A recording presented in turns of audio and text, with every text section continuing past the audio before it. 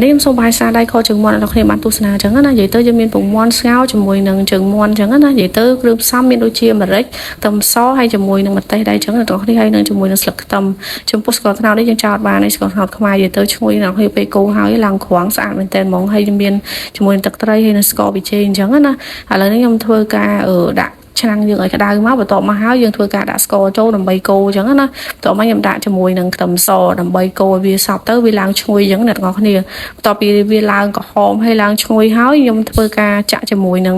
ជើងមាន់ចូលអញ្ចឹងអ្នកទាំងអស់គ្នាជើងមាន់ដែលខ្ញុំស្រុះហើយអញ្ចឹងខ្ញុំខ្លាចមានក្លិនជើងមាន់អីអញ្ចឹងទៅអញ្ចឹងខ្ញុំធ្វើការស្រុះទឹកហើយបានខ្ញុំយកមកខអញ្ចឹងអ្នកទាំងអស់គ្នាហើយយើងការថែមថយជាមួយនឹងស្ករប៊ីចេងអីចឹងទៅហើយយើងថែមថយជាមួយដាក់ទឹកត្រីដាក់អីចឹងណានិយាយទៅគ្រឿងក្រៅមានអីច្រើនស្កបចេញទឹកត្រីចឹងណាអ្នកនរគ្នាតាមចំណង់ចំណូលចិត្តអ្នកនរគ្នាញ៉ាំចឹងណាហើយបន្ទាប់មកហើយខ្ញុំធ្វើការដាក់ជាមួយនឹងពងមាន់ដែលខ្ញុំបកហើយហ្នឹងចំនួន2គ្រាប់ចឹង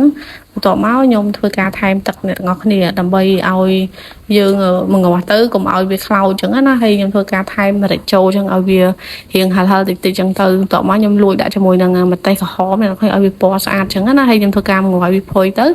ឡូវជាការសាច់ខ្ញុំធ្វើការរោយជាមួយនឹងស្លឹកខ្ទឹមដើម្បីឲ្យមើលទៅសោភ័ណភាពវាកាន់តែស្អាតចឹងណាអញ្ចឹងខជើងមាន់ខ្ញុំថ្ងៃនេះគឺរួចរាល់ជាការសាច់អ្នកនរគ្នាអាចមើលសម្រស់បានហើយថ្ងៃនេះខ្ញុំមានផ្អែមរៀងមាត់ដែរចឹងឥឡូវអ្នកនរគ្នាអញ្ចឹងវីដេអូខ្ញុំមានតែប៉ុណ្្នឹងទេអរគុណអ្នកនរគ្នា